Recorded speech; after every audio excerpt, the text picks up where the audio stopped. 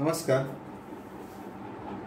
आजपासून आपण गणित 2च्या पायथागोरसचे प्रमेय या दुसऱ्या प्रकरणाला सुरुवात करणार आहोत. आणि या प्रकरणामध्ये आपण कोणकोणते घटक पाहणार आहोत बघा. पायथागोरसचे त्रिकोण, समरूपता आणि काटकोन त्रिकोण यांचा गुणधर्म, भूमितीबद्धाचे प्रमेय, पायथागोरसचे प्रमेय. या पाठामध्ये अजूनही पायथागोरस प्रमेयाचे उपयोजन हा एक मुद्दा आहे, हा एक घटक आहे.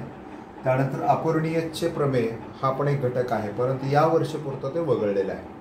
आणि मग या दोघांवर आधारित असलेली पाठ क्रमांक 40, 41, 42 हे पूर्ण वगळलेलं आहे. त्याचबरोबर सराव संच 2.2 हा भागही या वर्षीपुरता वगळलेला आहे. तर आपण आता सुरुवातीला भाग बघणार आहोत पायथागोरसचं त्रिकोण. आता काय पायथागोरसचं त्रिकोण आहे त्याबद्दल आपल्याला थोडीशी माहिती घ्यायची आहे. या ठिकाणी आपण काही 3 संख्यांचे त्रिकोण आपल्याला पाहिजे आहेत आणि त्यातले कोणते त्रिकोण हे पायथागोरसचे त्रिकोण आहेत ते बघायचं. पायथागोरसचे त्रिकोण पाहत असताना आपल्याला पायथागोरसचे प्रमेय पहिल्यांदा समजून घ्यावं लागेल. आता पायथागोरसचं प्रमेय नेमकं काय आहे तर आपण फक्त त्याचं विधान, त्याचं नंतर सिद्धता आपण नंतर मांडूया. पायथागोरसचं प्रमेय आपण जे पूर्वी शिकलोय ते काटकोन त्रिकोणात, हा काटकोन त्रिकोण आहे. कुठला बी कोण 90 अंशाचा आहे म्हणून तो काटकोन त्रिकोण आहे. काटकोन त्रिकोण ABC मध्ये बरोबर आहे. बी कोण काटकोण आहे. कर्णाचा वर्ग, आता कर्ण कुठं असतो तर काटकोणाच्या समोरच्या बाजू हा कर्ण असतो, म्हणजे AC हा कर्ण आहे बरोबर आहे. या कर्णाचा वर्ग हा इतर 2 बाजूंच्या वर्गांच्या बेरजे इतका असतो. म्हणजे आता हे 3 मुद्दे आहेत. पहिल्यामध्ये तो काटकोन त्रिकोण असला पाहिजे, मग कर्णाचा वर्ग हा इतर 2 बाजूंच्या वर्गांच्या बेरजे इतका असतो. हे पायथागोरसने सिद्ध करून सांगितलं. मग आपल्याला आता हे कसं मांडता येईल तर त्रिकोण ABC मध्ये मापकोन B बरोबर 90 अंश आहे, म्हणून कर्ण AC चा वर्ग हा बाजू AB चा वर्ग अधिक बाजू BC चा वर्ग यांच्या बेरजेच्या वर्गा एवढा कर्ण AC चा वर्ग असेल बरोबर आहे. समजा आपण आता काय करूया तर या BC ची लांबी आपण याच्या समोरचा कोण म्हणजे A घेतली, त्यानंतर AC ची लांबी आपण B घेऊ शकतो आणि AB ची लांबी आपण C घेऊ शकतो बरोबर का नाही. म्हणजे याचं माप इथे SC असेल, इथे A असेल आणि इथे B असेल. तर आता या स्थितीमध्ये काय होणार आहे तर B वर्ग बरोबर A वर्ग अधिक C वर्ग, B वर्ग बरोबर A वर्ग अधिक C वर्ग, हे झालं पायथागोरसचा प्रमेय. आता पायथागोरसचा प्रमेय लक्षात घेतल्यानंतर आपल्याला असं लक्षात आलं की 3 बाजू म्हणजे 3 संख्या आपण समजा घेतल्या आणि त्या 3 संख्येच्या बाबतीत पण जर हाच गुणधर्म येत असेल म्हणजे B वर्ग बरोबर A वर्ग अधिक C वर्ग, म्हणजे एका संख्येचा वर्ग हा उरलेल्या 2 संख्येच्या वर्गाच्या बेरजे इतका येत असेल तर त्या 3 संख्यांना पण आपण पायथागोरसचं त्रिकोण असं म्हणणार आहे. म्हणजे जसे पायथागोरसच्या त्रिकोणाच्याच 3 बाजू आहेत असं आपण काटकोन त्रिकोणाच्या 3 बाजू, त्या 3 बाजूंची लांबी जी मिळेल आपल्याला काटकोन त्रिकोणातल्या त्यातला कर्ण वर्ग हा इतर 2 बाजूंच्या वर्गाच्या बेरजे इतका असतो. यांच्याशी ज्या संख्या निगडीत असतील त्या सगळ्या पायथागोरसचे त्रिकोण असतील. आणि म्हणून आपण आता पायथागोरसचे त्रिकोण विचारात घेऊया थोडं गणितीय भाषेमध्ये. नैसर्गिक संख्यांच्या त्रिकोणांमध्ये जर एका संख्येचा वर्ग हा इतर 2 संख्यांच्या वर्गांच्या बेरजे इतका असेल तर त्या संख्यांच्या त्रिकोणाला पायथागोरसचे त्रिकोण असं म्हणतात. परत एकदा नीट लक्षात घ्या. नैसर्गिक संख्यांच्या त्रिकोणामध्ये 3 नैसर्गिक संख्या आहेत, त्याच्यामध्ये एका संख्येचा वर्ग हा उरलेल्या 2 बाजू 2 संख्यांच्या वर्गांच्या बेरजे इतका असेल तर त्या 3 संख्या पायथागोरसचे त्रिकोण असं म्हणता येईल. आता उदाहरणार्थ या ठिकाणी आपण 3 संख्या घेतल्या, 3, 4 आणि 5 या संख्या घेतल्या. या त्रिकोणामध्ये 5चा वर्ग 25 आहे, 4चा वर्ग 16 आहे, 3चा वर्ग 9 आहे. आता या दोघांच्या वर्गाची बेरीज करूया आपण, म्हणजे 4चा वर्ग अधिक 3चा वर्ग बरोबर 16 अधिक 9 बरोबर 25 आले. आणि 25 हा कोणाचा वर्ग आहे 5चा वर्ग आहे बरोबर आहे. म्हणजे या 2 बाजूंच्या वर्गाची, या 2 संख्यांच्या वर्गाची बेरीज ही या 5 या संख्येच्या वर्गा एवढे आहे. म्हणून 3, 4 व 5 हे पायथागोरसचे त्रिकोण आहे असं आपल्याला म्हणता येईल. अजूनही काही संख्यांच्या बाबतीत हे उदाहरण कसं सोडवायचं ते जरा थोडंसं आपण विचारात घेऊया. आता या ठिकाणी फळ्यावर आपण 2 उदाहरणं लिहिलेली आहेत. 5, 12, 13 हे त्रिकोण पायथागोरसचे त्रिकोण आहे की नाही ते ठरवायचं. आणि दुसरे 5, 9 आणि 15 हे पायथागोरसचे त्रिकोण आहे की नाही ते ठरवायचं आहे. आता अशा उदाहरणामध्ये काय करायचं, मोठ्या संख्येचा वर्ग करायचा. म्हणजे 13चा वर्ग बरोबर 169 ही झाली एक बाब. त्यानंतर 5चा वर्ग बरोबर 25 आणि 12चा वर्ग बरोबर 144 आणि या दोघांच्या वर्गांची बेरीज करायची. म्हणजे 5चा वर्ग अधिक 12चा वर्ग बरोबर 25 अधिक 144 बरोबर 169. आता या 2 विधानावरून काय तयार झालं तर 13चा वर्ग बरोबर 5चा वर्ग अधिक 12चा वर्ग हे सिद्ध झालं बरोबर की नाही. आणि म्हणून मोठ्या एका संख्येचा वर्ग हा उरलेल्या दोन संख्येच्या वर्गांच्या बेरजे इतका आहे आणि म्हणून या ठिकाणी काय म्हणणार आहे की 5, 12 व 13 हे त्रिकूट कोणाचं त्रिकूट आहे? हे त्रिकूट पायथागोरसचे त्रिकूट आहे. बरोबर आहे. म्हणजे अशी ही सोडवण्याची पद्धत आहे. पायथागोरसचे त्रिकूट आहे. आता या दुसऱ्या उदाहरणामध्ये आपल्याला बघायचं आहे. दुसऱ्या उदाहरणामध्ये सर्वात मोठी बाजू ही 15 आहे म्हणून 15चा वर्ग करूया आपण. हे 225 आलेले, याला एक आकडा म्हणूया. त्यानंतर 5चा वर्ग आपल्याकडे 25 आहे. 9चा वर्ग आपल्याकडे 81 आहे. 5चा वर्ग अधिक 9चा वर्ग बरोबर 25 अधिक 81 बरोबर 6, 106 आले. याला 2 आकडा म्हणूया आपण. आता निश्चितच 1 व 2 वरून काय झाले तर 15चा वर्ग आणि 5चा वर्ग अधिक 9चा वर्ग या दोघांची बेरीज सारखी नाही. म्हणून हे सारखं आहे का? नाही सारखं. म्हणून 5, 9 व 15 हे त्रिकूट पायथागोरसचे त्रिकूट नाही. ओके.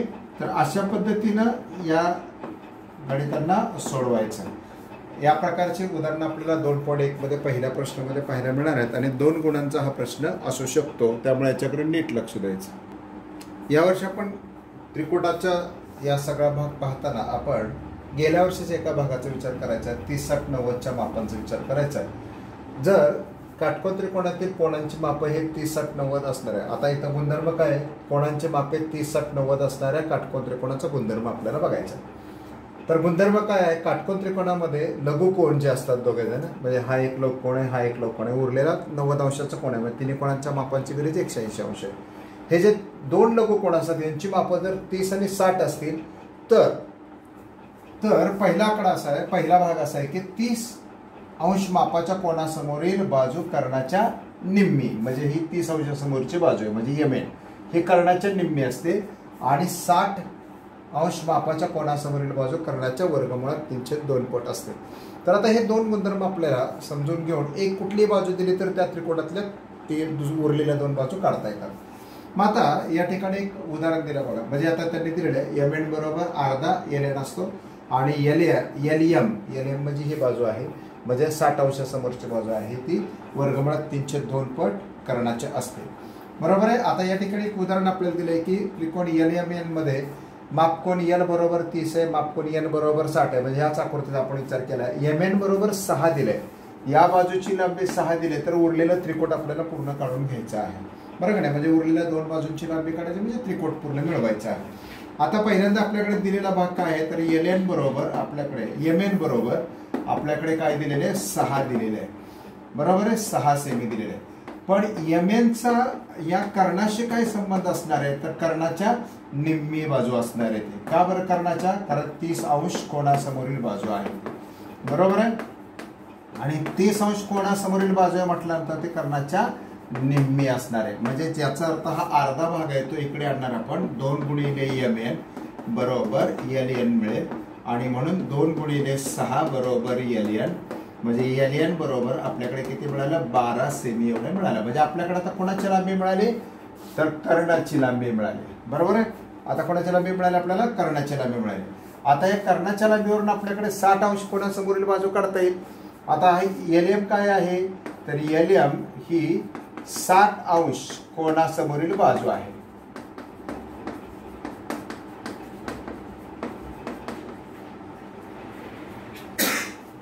बरोबर आहे. कोणासमोरील बाजू आहे. मग आता इथं काय होणार बघा, ही कोणासमोरील बाजू, याचा अर्थ LM बरोबर वर्गमुळात 3/2 ही LN असणार आहे. म्हणजे LM बरोबर वर्गमुळात 3/2 गुणिले 12, या दोनानं 12ला भाग झाला म्हणजे 6 वर्गमुळात 3 एवढी LM ची किंमत निघेल. तर अशा पद्धतीने एक 2 गुणांचा प्रश्न असंही त्रिकोट पूर्ण करायला येतं. त्याचबरोबर त्यात 30, 60, 90चा गुणधर्मही आपल्याला आणता येतो. याच पद्धतीनं अजून एका गुणधर्माचा आपल्याला विचार करावा लागेल. आता या ठिकाणी अजून एक दुसरा गुणधर्म आहे तो म्हणजे त्रिकोणाच्या कोणाची मापे 45, 45, 90 असणाऱ्या त्रिकोणाचा गुणधर्म आपल्याला पाहायचा आहे.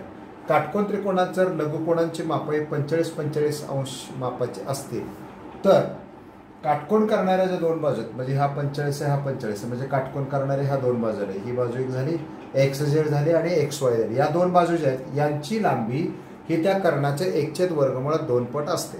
हा एक गुणधर्म आपण गेल्या वर्षी पाहिला होता. आता या ठिकाणी आपण बघूया, या इथे शेजारी एक आकृती दिले, XYZ नावाचा त्रिकोण दिलेला आहे, त्याच्यामध्ये एक कोण 90 अंशाचा आणि उरलेले दोन कोण 45 अंश मापाचे आहे. तर मग निश्चितपणे या 45 अंशाच्या समोरची बाजू आहे XZ आणि या 45 अंशाच्या समोरची बाजू आहे XY. अर्थातच या दोन्ही कोणांची माप सारखी असल्यामुळे हा त्रिकोण हा काय होणार आहे, समद्विभुज त्रिकोण तयार होणार आहे. म्हणजे याची लांबी आणि याची लांबी समानही होईल, बरोबर की नाही. म्हणजे याची लांबी जर काढली तीच याची पण लांबी असणार आहे, हे भाग लक्षात ठेवायचा. आता म्हणून या ठिकाणी मापकोन Z बरोबर जर समजा तुम्हाला 45 अंश असेल, मापकोन Y बरोबर 45 अंश असेल तर ह्या दोन्ही बाजू सारख्या असतील, म्हणजेच त्या YZ 1/2 पट एवढे असतील. आता या ठिकाणी एक उदाहरण दिले आपल्याला, त्रिकोण XYZ मध्ये मापकोन X बरोबर 90 अंश आहे, Z बरोबर आणि Y बरोबर 45-45 आहे. याच्यातली आपल्याला XZ ची किंमत दिलेली आहे, म्हणजे कर्णाची किंमत दिलेली आहे बाळांना. XZ ची किंमत दिलेली आहे, YZ ची किंमत दिलेली आहे. YZ ची किंमत 15 दिलेली आहे, म्हणजे कर्णाची लांबी आपल्याला 15 दिलेली आहे. तर XY आणि XZ या काटकोन करणाऱ्या बाजूंची लांबी काढायची आपल्याला.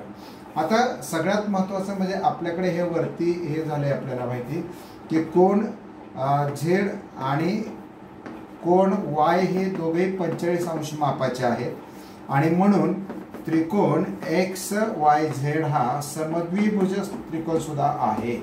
ही गोष्ट विसरायची नाही, समद्विभुज त्रिकोण आहे असं आपण घेतोय. आता या 45 अंशाच्या समोरची बाजू म्हणून म्हणजे आपल्याला काय करायचं आहे, XZ म्हणजे लेंथ ऑफ XZ पहिल्यांदा काढून घेऊ. XZ बरोबर, आता हा 45 अंशाचा कोण आहे म्हणजे आपल्याला काय म्हणता येईल, XZ बरोबर XY. हा एक मुद्दा झाला आपल्याकडे. आता XZ बरोबर काय असणार आहे, 1/2 गुणिले कर्ण म्हणजे YZ असणार आहे.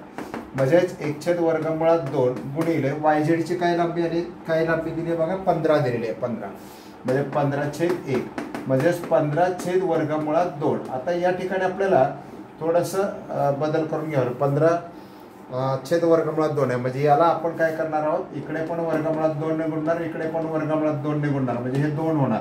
म्हणजे काय होणार आहे, 15/2 भागिले 2 आणि 2 आणि याला भागल्यानंतर 7.5 म्हणजे काय होणार आहे, 7.5/2 एवढी लांबी याची येणार आहे. 7.5/2 आणि हे पण मग 7.5/2. या पद्धतीनं आपल्याला या लांबी काढता येतील. म्हणजे 45-45 90 अंशाच्या कोणाच्या मापाला आपल्याला असा गुणधर्म वापरता येईल. यानंतरचा पुढचा मुद्दा या प्रकरणातला आहे, या पाठातला दुसरा घटक आहे समरूपता आणि काटकोन त्रिकोण, की ज्याच्या आधारानं आपल्याला पायथागोरसचं प्रमेय समजून घ्यायचं.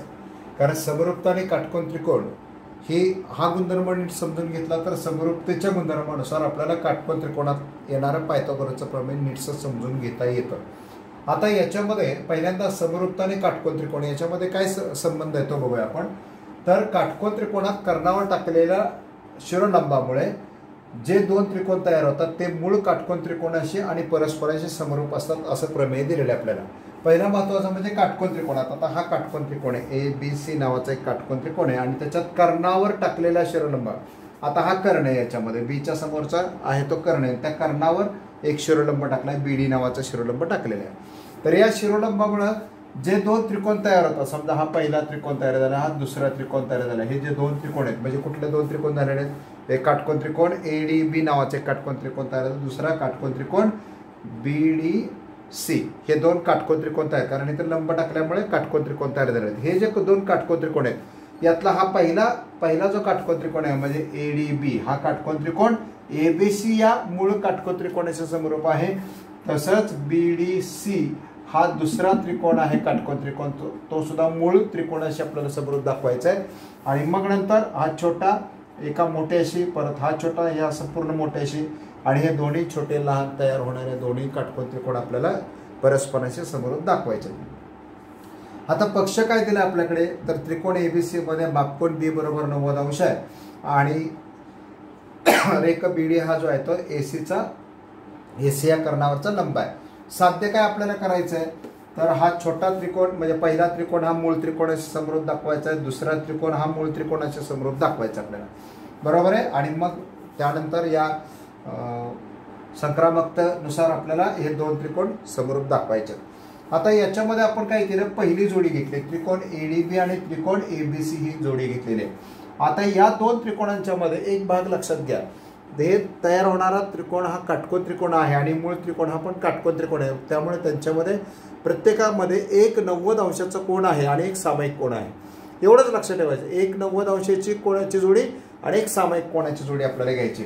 मग या कोणामध्ये 90 अंशाचा कोन कुठला आहे, तर कोन एडीबी हा 90 अंशाचा कोन आहे. एकरूप कोन याच्यातला मूळ त्रिकोणातला एबीसी आणि याचा माप प्रत्येकी 90 आहे किंवा प्रत्येकी काटकोन असं म्हटलं तरी चालतं.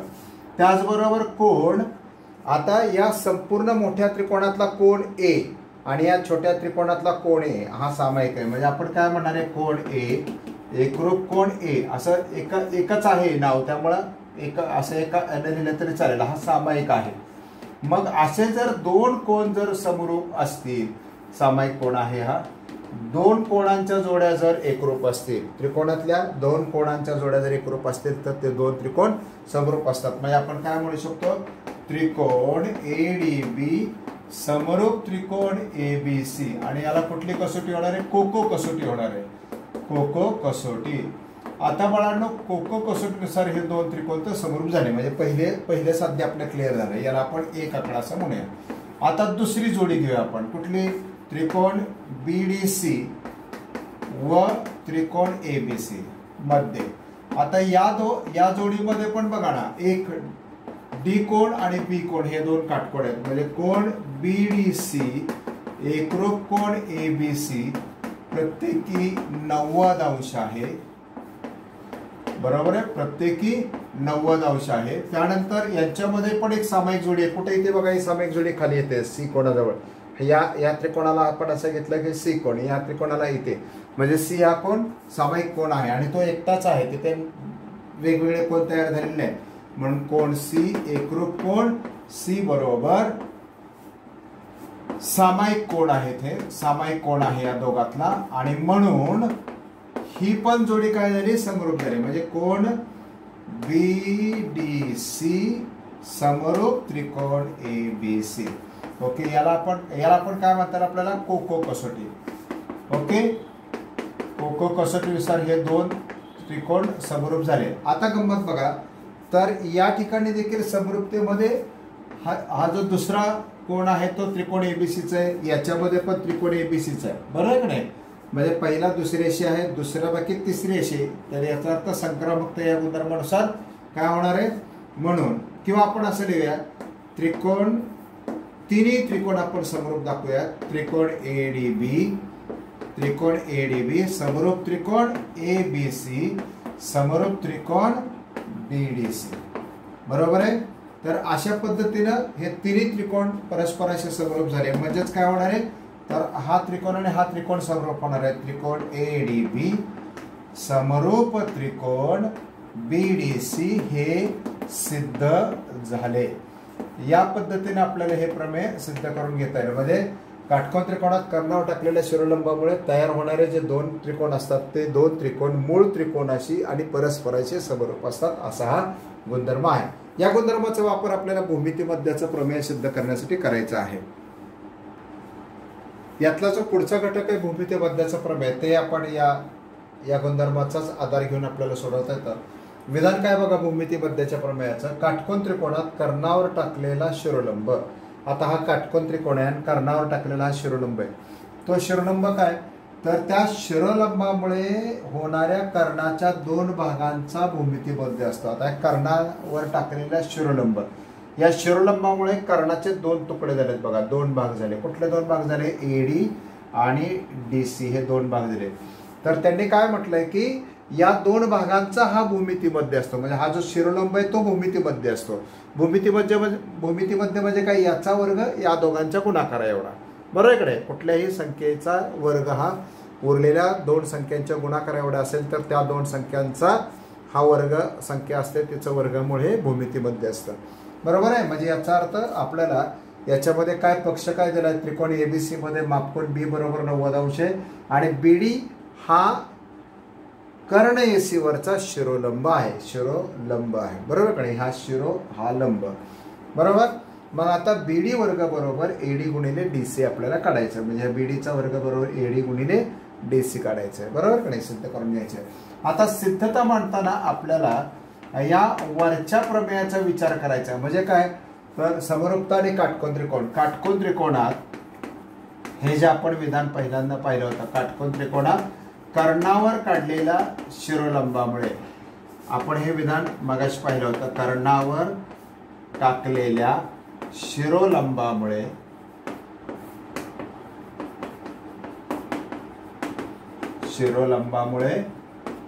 तयार होणारे दोन त्रिकोण,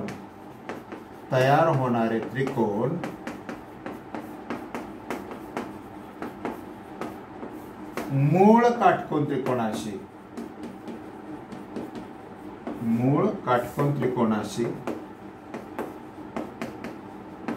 व परस्परांशी समरूप असतात, असं हे विधान आपण मगाशी पाहिलं होतं. आणि त्यानुसार आपण काय केलं होतं, हे तीन त्रिकोण समरूप दाखवले होते. म्हणजे काय, तर आता हे तीन त्रिकोण आपण समरूप दाखवले होते. त्रिकोण ADB समरूप त्रिकोण BDC समरूप त्रिकोण ABC, असे हे दोन परस्परांशी आणि दोघेही मूळ त्रिकोणाशी समरूप आपण दाखवलेलं होतं. हे आपलं विधान क्रमांक 1 झालं. याच्यातलं आपण काय करूया, हे फक्त दोघांना घेऊया. म्हणजे या दोघांची जोडी घेऊया. म्हणजे त्रिकोण ADB समरूप त्रिकोण BDC. बरोबर. हे दोघं जण घेतले. आता या दोघं जणांना घेतल्यानंतर यांच्या समरूप त्रिकोणाच्या संगत बाजू प्रमाणात असतात आपल्याला माहिती आहे. म्हणजे आपण काय म्हणणार आहे, तर AD छेद BD बरोबर BD छेद DC किंवा CD म्हणूया आपण, बरोबर AB छेद BC. आणि याला म्हणणार आहे की समरूप त्रिकोणांच्या संगत बाजू प्रमाणात. बरोबर की नाही. आता यातल्या बरोबर एक जोडी कुठली तरी घेऊया आपण. म्हणजे काय होईल बघा, याच्यामध्ये एक जोडी घेतली की एक पेर आपल्याला घ्यायची आहे. आता ही जोडी घेताना आपण एक विचार करायचा, काय आपला शिरोलंब कुठे इथे आहे, इथे आहे ना शिरोलंब. मग तो दोन गुणोत्तरात येईल बघायचं. हे बघा, या दोन गुणोत्तरात हा बीडी आलेला आहे. बरोबर की नाही. मग या तिरकस गुणाकार करूया आपण.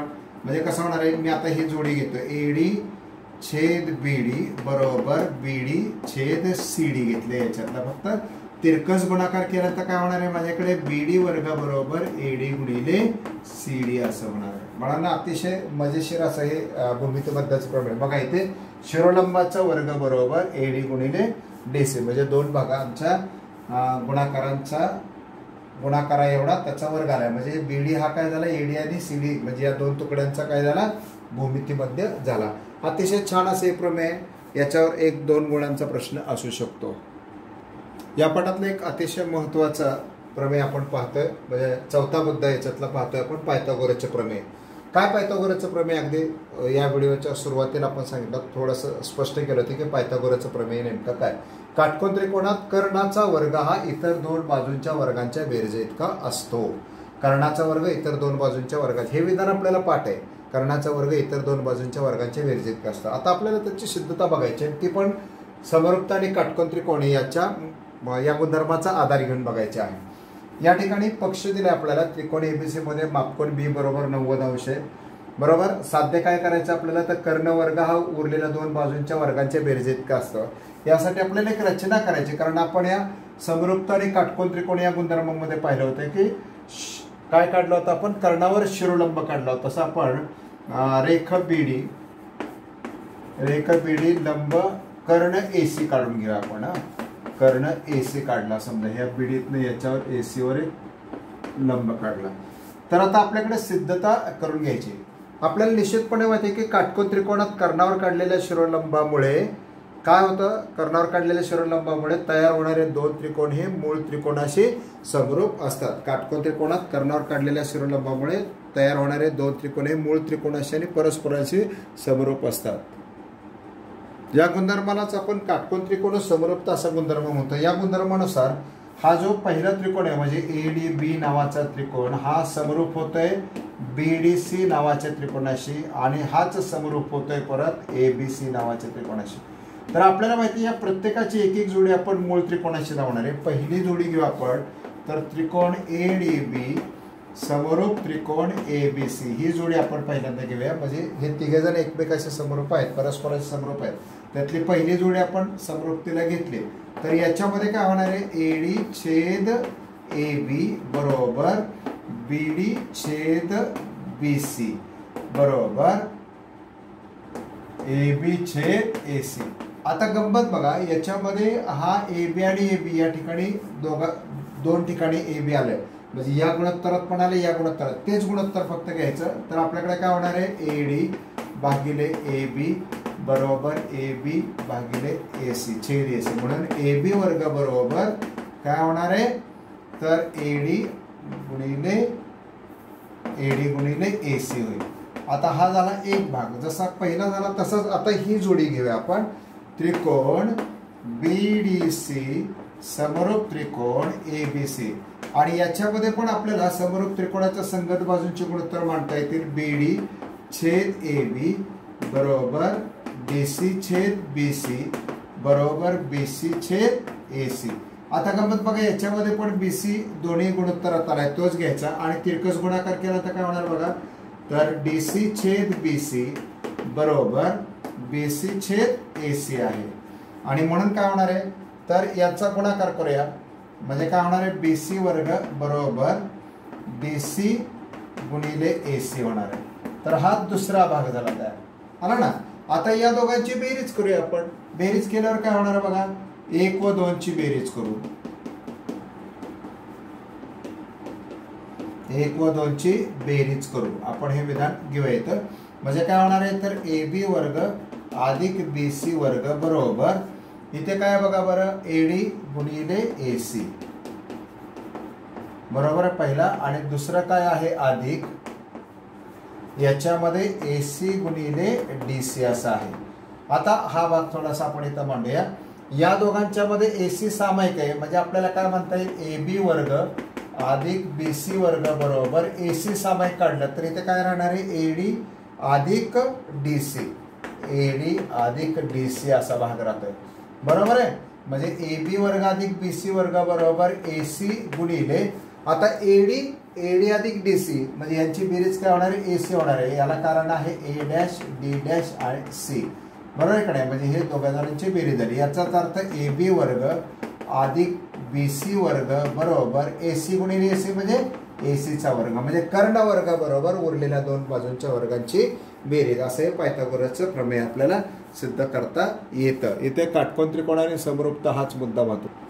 हा व्हिडिओ निश्चितपणे लाईक करा शेअर करा आणि चॅनलला सबस्क्राईब करा बरोबर आहे. म्हणजे तुमचा अभ्यासक्रम चालू होईल. पुढच्या याच्यामध्ये आपण पायथागोरस प्रमेयाचं व्यत्यास घेणार आहोत.